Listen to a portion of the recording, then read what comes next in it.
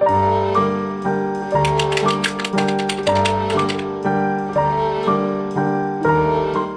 I'm Joe Haddow, and this is our series of interviews with the Theakston Old Peculier Crime Novel of the Year Award Longlistees, produced and curated by Harrogate International Festivals in partnership with Theakston's Old Peculier, WHSmiths and the Express. Today I'm joined by an international best-selling author who trained as a journalist and wrote plays before turning her hand to crime fiction. She's since published 40 books, including non-fiction and short story collections, and has sold over 16 million copies worldwide. Here to talk about her latest novel, How the Dead Speak, is Val McDermid. Hello, welcome. Hi there, Joe. Welcome. It's lovely to speak to you from afar. Yes, it's some distance. I'm up in Edinburgh just now, and actually quite enjoying the lockdown in the sense that the streets of Edinburgh, when they're empty, are very beautiful. Yes, I bet. Well, coming up to August is when, Edinburgh transforms into this sort of circus, and you can't move, can you? But it's going to be a very different August probably this year, I think. It is, yes. I mean, normally I spend most of August in Charlotte Square at the book festival. The yurt in the book festival, the author's yurt becomes my office for August. If you want her, you'll find her there. Exactly, yeah. And has lockdown been as busy as ever for you, or have you managed to sort of rest? It's been pretty busy, really, because this is the time of year when I would be effectively in lockdown, because I write my books basically between January and March, April. But this, and I don't do much in the way of gigs during that time. I don't do many festivals or library events. But because of the lockdown, everybody wants content. So I've been doing lots of podcasts and virtual events and things. So I've actually done, in a funny kind of way, ironic way, more than I would normally do outside the house, as it were. But it's good. I mean, I've not found it too difficult because, as I say, this is the time of year when I would mostly stay at home. And I'm lucky enough to be in lockdown with my partner, Joe, who, I actually like, Yeah. Which I think is not always the case for people. I mean, I think not everybody is as cheery in lockdown as we are together.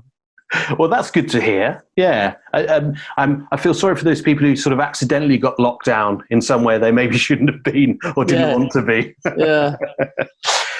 So congratulations on being longlisted for Theakston's Old Peculier Crime Novel of the Year Award. Let's talk about this book then. It's a mystery that launches and it begins with a discovery of human remains in an old convent. For those that haven't got to the book yet, can you tell us a bit more?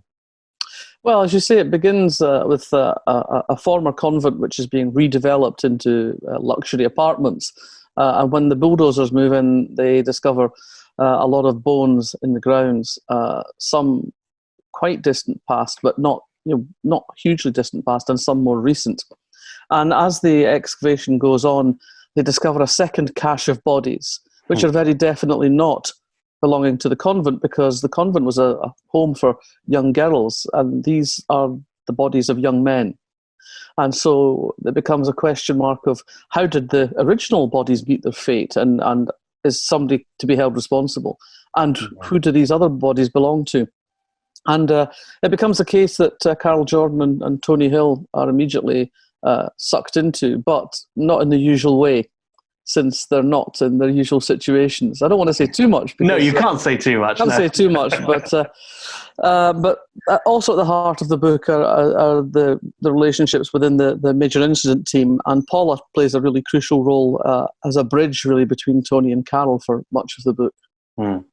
And this is, if I'm right in thinking, the 11th book that features Carol and Tony. What is it about writing series and returning characters that you enjoy? I like the sense of a character that develops over time. In the golden age, there was no real character development in series. It didn't much matter what order you read Poirot or Miss Marple in. They were essentially the same. The only thing that happens with Miss Marple is her arthritis gets a bit worse. But generally speaking, there is no self-consciousness. There's no sense of events having an impact. But I think for contemporary writers and for contemporary readers, they expect people to carry the weight of their past with them, that events have consequences. And so for me, there's an interesting challenge in looking at what the events that shape them are and how they've changed them, what impact they've had. And I think the Tony and Carol of Book 11 are pretty different in many respects from the Tony and Carol of Book 1. And that really is how the series started. I intended it to be a standalone, The Mermaid Singing. But I thought the characters were interesting, both in terms of their professional lives and in terms of their personality. I thought there are more things I can say about these characters. When I was speaking to Jane Casey, who is also longlisted for the prize, she was saying about her character, Maeve Kerrigan, that she really enjoys the sort of going along with her almost. And every book she learns something new about the character. And that is quite satisfying as an author, to be able to see the progression and to learn with the characters as well. Yeah, you can explore the possibilities. Every book begins with, I suppose, with me thinking about the impact of what happened in the book before and exploring what the result of that will be. And because I don't write my series characters back to back, I always have a gap between them. I always do something different. So I do a Karen Pirio, I'll do a standalone. And that means when I come back to Tony and Carol, I'm excited. I want to find out where they're up to, what's happened since, and where I can take them next. So I always come back to them with a sense of excitement. There's never a sense of, oh God, it's January, I have to write another Detective Inspector Grumpy, you know. Yeah, it's good. It's like it's a bit like lockdown. You're happy to see them. Yes. No, I wouldn't go so far as to say I actually want to hug them. No, probably not. No, I think that would be pushing it. You host the New Blood panel at Harrogate each year, yes. And a lot of the authors on our long list have been on that panel, and they've all said how amazing it's been for them. How do you start choosing your panel each year? I read. We get a lot of first novels, debut novels sent to us through the festival. They send them to the festival and then they come to me. But also I get quite a lot sent to me anyway, directly by publishers, by authors. And in any given year, probably between 50 and 70 arrive in the course of that year. And I get stuck into them. And I have a very clear idea what I'm looking for. I'm looking for something that's fresh. Something I haven't come across before. So it's either an exciting voice or an exciting take on the storytelling. But what I'm looking for is firstly something that I haven't read before, and secondly something that feels like it has promise. And that's the basis that I work my way through the pile of books. And it's a very privileged position to have a sort of bird's eye view of where the genre is going in the eyes of new practitioners. And also to get, sort of first bite of the cherry at some really great new writers. And honestly, the caliber seems to get better year on year, and the job gets harder and harder year on year. And I find myself going around apologising to people on book 2 or 3 and saying, look, I'm sorry you weren't on New Blood, but it's just like it was a really good year and you just missed the cut,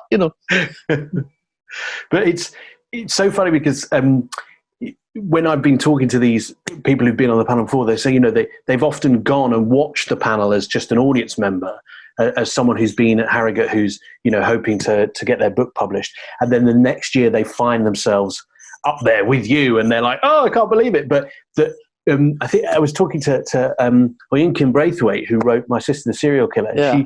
She was saying how funny it was that the audience reaction to when she was explaining about just the plot of her book, and everyone went, ooh, and there's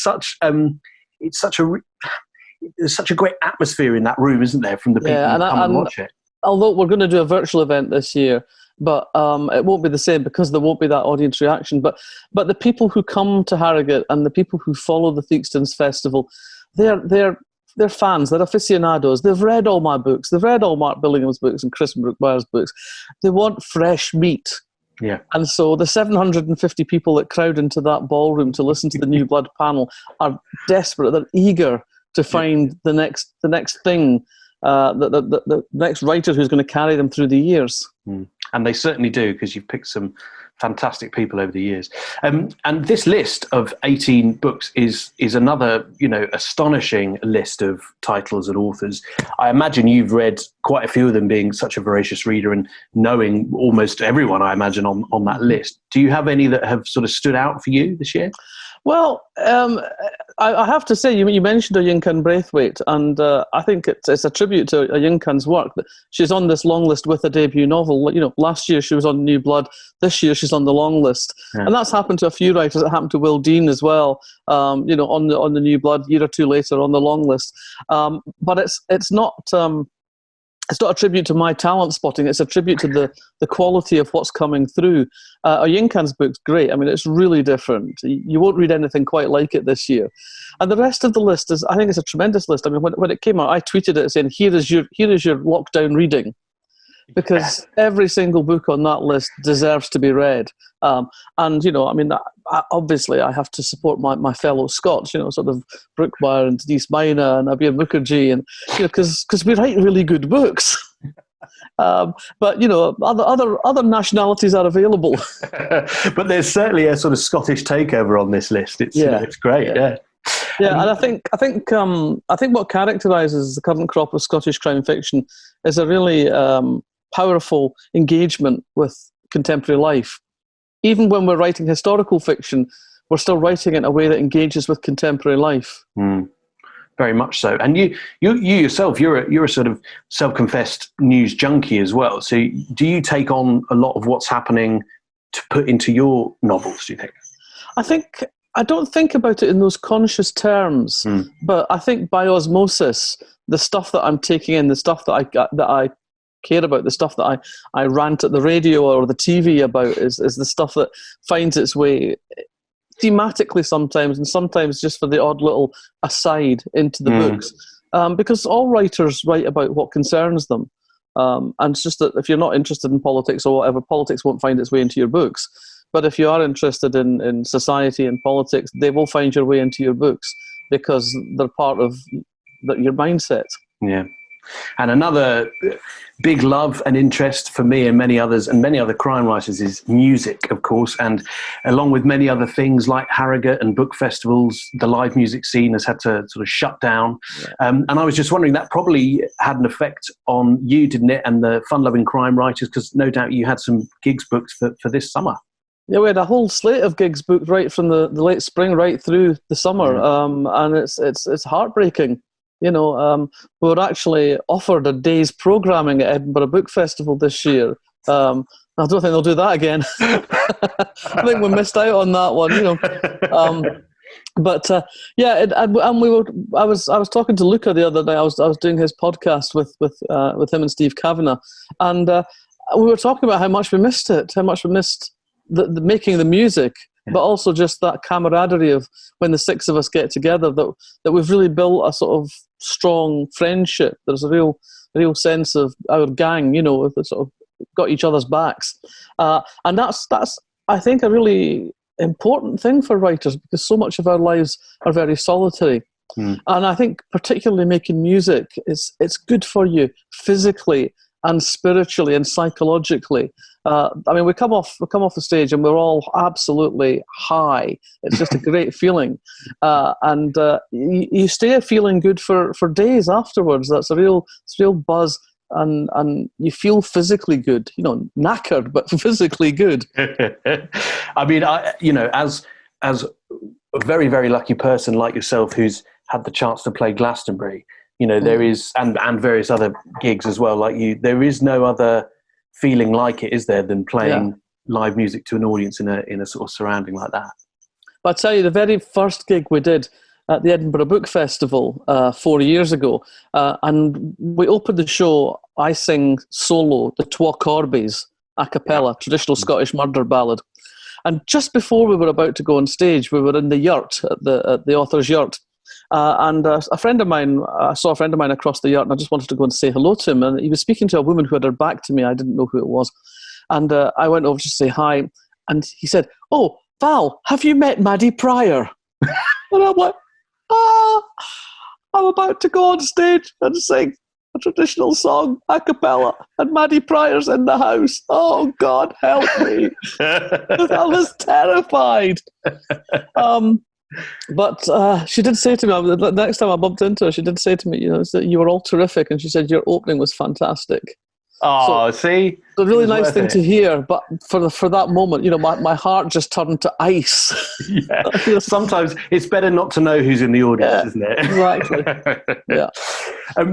Back to the award very briefly before we let you go then. You've won this award twice and you've been shortlisted many, many times. What does the Theakston Old Peculier Crime Novel of the Year award mean to you? Well, it's something that's very dear to my heart, actually, because I was one of the founders of the festival right back at the beginning. And I've actually won the award once, and I was given the outstanding contribution. So I have two barrels, but just one of them is for a particular novel. Sorry, yeah. And so hopefully it'll be twice this year. Yeah. But yeah, Three barrels. Three barrels, yes. But no, it means a lot to me, and also because it's an award that fans have a contribution to. People vote. So you have a sense of when you win, or when you make it to the shortlist, that it's not just a group of judges sitting in a smoke-filled room. That people have actually read the book and taken pleasure from it, and that means a lot too. And that is one of the things, again, that I'll really miss about Harrogate this year. It's not just winning awards; it's about the fact that you have an interaction with readers that is unique. People come up and talk to you, and are not afraid to express how much joy your work has given them. And that is something that is again, we spend a lot of time on our own sitting staring at a screen, and to hear those words, that's the kind of thing that keeps you going on the days when you're looking at the page and thinking, this book is rubbish, nobody's going to read this book, it's terrible, I hate it, it makes no sense. But then there was that really nice woman who came up to me at the breakfast room. And so, it kind of lifts you up a bit. Yeah. Absolutely. And you're so right about, the interaction with readers and crime fiction lovers. And, it's something we're all really going to miss this year, but we're going to make up for in the years to come, no doubt. And the book we're talking about, of course, is How the Dead Speak. It's by Val McDermid. It's published by Sphere. And as Val said, it's an audience vote for the shortlist. So if you want to see Val on that shortlist, why don't you head over to HarrogateTheakstonCrimeAward.com and place your vote there. And if you haven't had a chance to read the book yet, why not order yourself a copy from WHSmith? And as Val said, there's a perfect lot of lockdown reading on that list.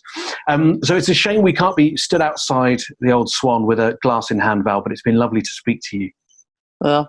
Afterwards. Afterwards, yeah. Thanks, thank Joe. you so much. Take care.